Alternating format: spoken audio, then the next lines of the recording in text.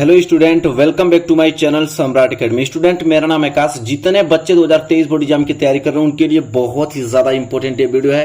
Class 10th Hindi के very very most important question में लेकर आ गया हूं, जो कि 2023 बोर्ड एग्जाम में 100% पूछा जाएगा। ठीक है मेरे प्यारे विद्यार्थियों, सारे क्वेश्चंस को आप अच्छे तरीके से समझ लो, रीड कर लो, याद कर लो। ठीक है, यहां से नंबर आना फिक्स है आप लोगों का। ठीक है, तो आई होप आपको क्लियर हो गया होगा मेरे प्यारे विद्यार्थियों।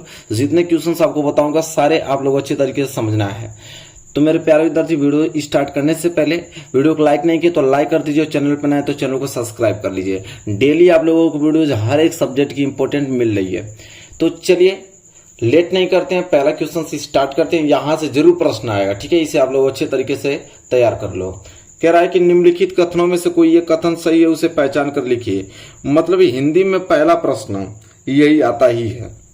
हिंदी का पहला प्रश्न यही रहेगा कि निम्नलिखित कथनों में से कोई एक कथन सही, उसे पहचान कर लिखिए। 4 ऑप्शन दिया रहेगा, इन्हीं 4 ऑप्शन में से कोई एक ऑप्शन सही होगा, आपको पहचान कर लिखना है।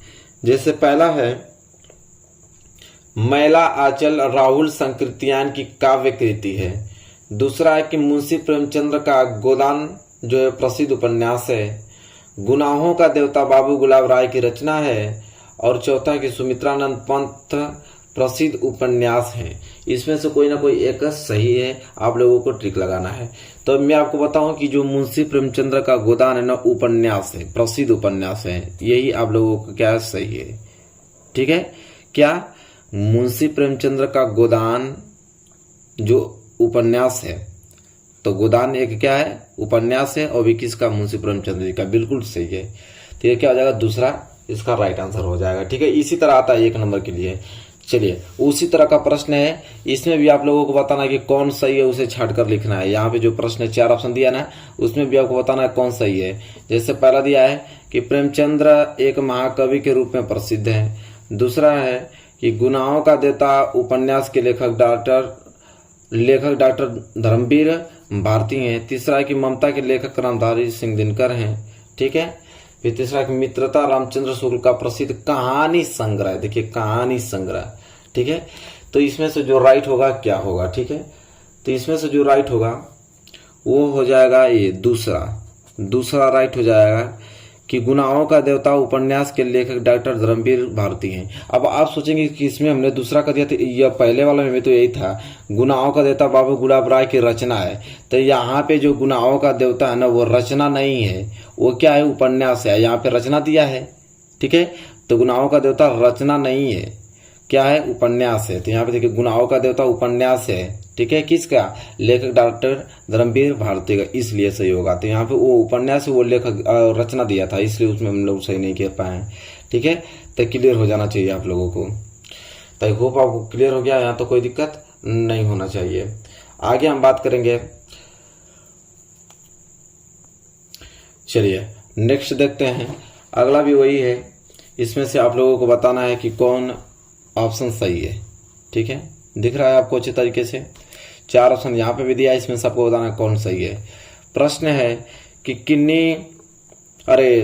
हिंदी प्रतीप पत्रिका के संपादक मुंशी प्रेमचंद्र थे। दूसरा कि तितली कहानी विधा की रचना है, तितली जो है वो कहानी विधा की रचना है। तीसरा महावीर प्रसाद द्विवेदी सरस्वती पत्रिका के संपादक थे।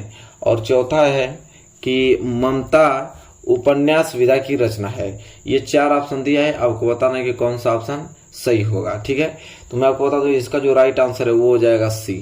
क्या हो जाएगा, सी जो है, ये वाला तीसरा जो है वो राइट आंसर हो जाएगा कि महावीर प्रसाद द्विवेदी जो है ना, वो सरस्वती का पत्रिका के संपादक हैं। जो सरस्वती है वो एक पत्रिका है, और उसके संपादक कौन है, महावीर प्रसाद द्विवेदी। बिल्कुल सही है। ठीक है, क्या हो जाएगा, तीसरा जो है वो सही ऑप्शन हो जाएगा। ठीक है, तो इस तरह आप लोगों को 1 नंबर मिल जाएगा। आगे हम बात करें तो आगे भी इसका प्रश्न यही है कि 4 ऑप्शन दिया है, 4 ऑप्शन से कोई ना कोई एक सही होगा, आपको बताना है। जैसे पहला त्रिवेणी रामचंद्र शुक्ल का कहानी संग्रह है। दूसरा कि इंद्रजाल जयशंकर प्रसाद का प्रसिद्ध उपन्यास है। तीसरा कि शिक्षा और संस्कृति डॉक्टर राजेंद्र प्रसाद की रचना है। और चौथा है कि अजंता डॉक्टर भगवत शरण उपाध्याय का नाटक है। और इसमें से भी कोई एक सही है, आप लोगों को बताना है कि इसमें से कौन सही है। ठीक है, तो तो इसका राइट आंसर हो जाएगा तीसरा। देखिए क्या हो जाएगा, तीसरा सही होगा, क्योंकि देखिए शिक्षा और संस्कृति डॉक्टर राजेंद्र प्रसाद की रचना है। शिक्षा और संस्कृति क्या रचना है, वो भी किसकी, डॉक्टर राजेंद्र प्रसाद की। बिल्कुल सही है। ठीक है, एक प्रश्न इस प्रकार की और है, उसको बताना है। ठीक है, आप लोगों को क्या है यह प्रश्न, देखिए इसमें भी आपको ये बताना है। 4 ऑप्शन दिया है, एक सही होना चाहिए।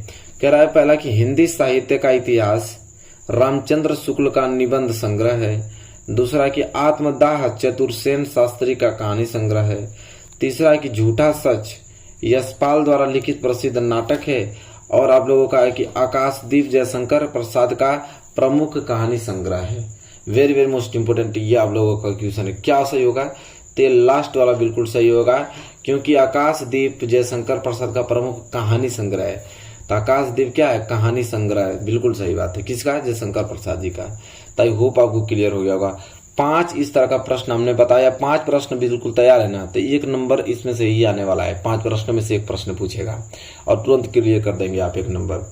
इसके बाद हम बात करें दूसरे कैटेगरी का प्रश्न क्या पूछा जाता है। तो दूसरे कैटेगरी का प्रश्न यहाँ से स्टार्ट होता है। वो पूछेगा कि निम्नलिखित कृतियों में से किसी एक कृति के रचनाकार का नाम लिखिए। 4 देगा, 4 यहाँ पे अलग अलग कृतियां दिया हुआ है और इन 4 कृतियों में से किसी एक कृति का नाम लिखना है, लेकिन हमने 4 का लिख दिया है ताकि आप लोग अच्छे तरीके से याद कर लो कि प्रश्न कहीं से भी आएगा बता देंगे। जैसे प्रतिशोध, प्रतिशोध क्या है, आप लोगों का कृति है, उसके रचनाकार है मैथिली शरण गुप्त जी। फिर उसी तरह भूले बिखरे चित्र, इसके जो रचनाकार हैं वो भगवती चरण वर्मा जी हैं। आवारा मसीहा, आवारा मसीहा का जो रचनाकार है विष्णु प्रभाकर जी हैं। ये ठूठायाम जो कृति है उसके जो रचनाकार है भगवत शरण उपाध्याय हैं। ठीक है, ये 4 आप लोग याद कर लीजिए, लेकिन 4 नहीं पूछता, इन 4 में से कोई एक का आपको बताना होता है, लेकिन हमने 4 बता दिया है। इसी प्रकार प्रश्न दूसरा भी यही चीज है कि इन 4 में से किसी एक का रचनाकार बताना था। ठीक है, एक कृति दिया हुआ है, रचनाकार का नाम लिखना था, तो यहाँ पे हम 4 बता दिए हैं। जैसे सेवा सदन, सेवा सदन का प्रेमचंद्र, चंद्रगुप्त जो कृति है उसके रचनाकार जयशंकर प्रसाद। बर्फ की गुड़िया, बर्फ की गुड़िया कृति के जो रचनाकार हैं जयप्रकाश भारती जी हैं। अतीत के चलचित्र के जो रचनाकार है महादेवी वर्मा जी हैं। ठीक है, तो इन्हीं 4 में से किसी एक का रचनाकार लिखना था, हमने 4 का लिख दिया है। ठीक है, कोई दिक्कत नहीं होनी चाहिए, बिल्कुल अच्छे तरीके से तैयारी हो रही है आपकी। अगला प्रश्न भी यही रहेगा, इन 4 में से किसी एक कृति के रचनाकार लिखना, हमने 4 को लिख दिया है। वाड़ भट्ट की आत्मकथा, रचनाकार है हजारी प्रसाद द्विवेदी जी। फिर है कि सेवा सदन, तो सेवा सदन के प्रेमचंद्र, भी ऊपर भी आया था, देखिए सेवा सदन, सेवा सदन के प्रेमचंद्र जी है। नदी के द्वीप, नदी के द्वीप के रचनाकार हैं अज्ञेय।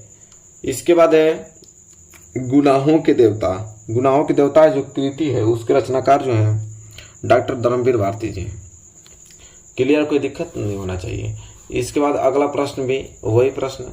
ठीक है, तो चलिए हमने 4 को लिखा। जैसे ठलुआ क्लब, ठलुआ क्लब के रचनाकार कौन है, बाबू गुलाब राय। फूले बिखरे चित्र के भगवती चरण वर्मा जी। आहुति के इलाचंद्र जोशी। निर्मला के प्रेमचंद्र हैं जी। ठीक है, एकदम ये आपको रट जाना है। ठीक है, सारी चीजें आपको क्या होनी चाहिए, रटी हुई होनी चाहिए।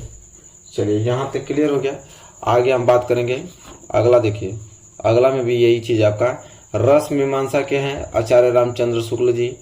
त्याग पत्र के जैनेन्द्र कुमार। कल्पलता का हजारी प्रसाद द्विवेदी जी। क्या भूलूं क्या याद करूं हरिवंश राय बच्चन जी हैं। ठीक है, तो ये याद हो जाना चाहिए आप लोगों को, इससे बार प्रश्न नहीं पूछेगा। अगला किस टाइप के प्रश्न पूछता है, देखिए लिखिए रीतिकाल के प्रमुख 2 कवियों के नाम लिखकर उनकी एक एक रचना का नाम लिखिए। कह रहा है कि रीतिकाल के 2 कवि लिखिए, उनके कवियों के नाम और उनकी एक एक रचना। जैसे पहला केशवदास, जो केशवदास की जो रचना है वो रामचंद्रिका है। बिहारी की जो रचना है वो सही है। तो रीतिकाल के 2 प्रमुख कवि पूछा है और उनकी रचना भी, तुमने 2 उनकी रचना भी बता दिया है। तो आई होप क्लियर हो गया होगा प्रश्न। ठीक है, आई होप आगे बढ़ते हैं और सभी याद कर लीजिएगा, मैं बता दे रहा हूँ। ये अगला प्रश्न है छायावादी युग की किन 2 प्रवृत्तियों का उल्लेख कीजिए। क्या बोला है, छायावादी युग क्या किन 2 प्रवृत्तियों का उल्लेख करना है। तो पहला है श्रृंगार रस की प्रमुखता और दूसरा है व्रज भाषा की प्रतिष्ठा। यह जो 2 है वो प्रवृत्तियां हैं किसके, छायावादी युग की। एकदम रटी होनी चाहिए, एकदम छायावादी युग की प्रवृत्तियां पूछता है, बहुत ज्यादा इंपॉर्टेंट है क्वेश्चन। आगे हम बात करें तो देखिए कह रहा है कि रीतिकाल की 2 प्रमुख प्रवृत्तियों का उल्लेख कीजिए। या तो छायावादी या तो रीतिकाल, जरूर दोनों में से कोई ना कोई एक देगा। तो रीतिकाल की दो प्रमुख प्रवृत्तियों का उल्लेख कीजिए। तो पहला है आश्रयदाताओं की प्रशंसा और दूसरा है श्रृंगार रस की प्रमुखता। यह जो दो प्रवृत्तियां आपको दिखाई दे रहा है ना, ये रीतिकाल की दो प्रवृत्तियां मुख्य। तो आई होप क्लियर हो गया होगा। अगले प्रश्न की तरफ बढ़ेंगे, इसे नोट कर लीजिए। अगला प्रश्न यहाँ पे है कि प्रगतिवाद के किन्हीं दो कवियों के नाम लिखिए। तो प्रगतिवाद के किन्हीं दो कवि हैं, पहला रामविलास शर्मा जी, दूसरा है शिवमंगल सिंह सुमन जी। ये जो प्रगतिवादी के दो कवि हैं। ठीक, चलिए ये भी प्रश्न नोट कर लीजिए। आगे हम बात करेंगे, अगला प्रश्न क्या है। अगला है द्विवेदी युग के किसी एक कवि का नाम लिखिए। चलिए, द्विवेदी युग के किसी एक कवि का नाम, तो मैथिली शरण गुप्त जी। तो द्विवेदी युग के किसी एक कवि का नाम मैथिली शरण गुप्त जी। इंपॉर्टेंट है, ठीक है। ये प्रश्न लगातार आ रहे हैं, इनको आपको लर्न करके ही जाना है एग्जाम में। अगला प्रश्न है भारतेंदु युग की किन्हीं दो विशेषताओं का उल्लेख कीजिए। कह रहा कि भारतेंदु युग की किन्हीं दो विशेषता बताना है। तो चलिए देखते हैं भारतेंदु युग की दो विशेषताएं। पहला है समाज सुधार के विषयों पर आधारित रचनाएं और दूसरा सांस्कृतिक रचनाएं। पहला क्या है, समाज सुधार के विषयों पर आधारित रचनाएं, दूसरा सांस्कृतिक रचनाएं। ये जो भारतेंदु युग की किन्हीं दो विशेषता है। आई होप आपको क्लियर हो गया होगा। इसके बाद हम आगे बात करें तो आगे है प्रयोगवादी कविता की दो प्रमुख विशेषताएं लिखिए। प्रयोगवादी कविता की दो प्रमुख विशेषताएं। पहला है घोर वैयक्तिकता, प्रयोगवादी कविता के घोर वैयक्तिकता, और दूसरा है अति अर्थार्थवादी दृष्टिकोण। ठीक है, ये दोनों आपको याद होने चाहिए। चलिए ये प्रश्न क्लियर हो गया, नोट कर लीजिए इसे। अगला प्रश्न क्या है, अगला प्रश्न है कि नई कविता की दो प्रमुख विशेषताओं का उल्लेख कीजिए। नई जो कविता है उसकी दो प्रमुख आपको बताना है विशेषताएं। ठीक है, तो पहला अनुभूति की सच्चाई तथा यथार्थ बोध, अनुभूति की सच्चाई तथा यथार्थ बोध, और दूसरा है मानवतावाद की नई परिभाषा। तो ये दोनों क्या है, नई कविता के प्रमुख विशेषताएं हैं। आई होप आपको अच्छे तरीके से क्लियर हो गया होगा। तो मेरे प्यारे विद्यार्थियों, इतना सारा मोस्ट इंपोर्टेंट क्वेश्चंस आप लोगों के सामने हमने बताया, सारे आप लोग याद कर लेंगे। तो यहाँ से क्वेश्चंस आना तय है 2023 बोर्ड एग्जाम में। वीडियो कैसी लगी बताइए। वीडियो अच्छी लगी तो प्लीज लाइक कीजिए और चैनल पर नए तो चैनल को सब्सक्राइब करके बेल आइकन को प्रेस कर लीजिए। मिलेंगे एक प्यारे से नेक्स्ट वीडियो में, तब तक के लिए धन्यवाद।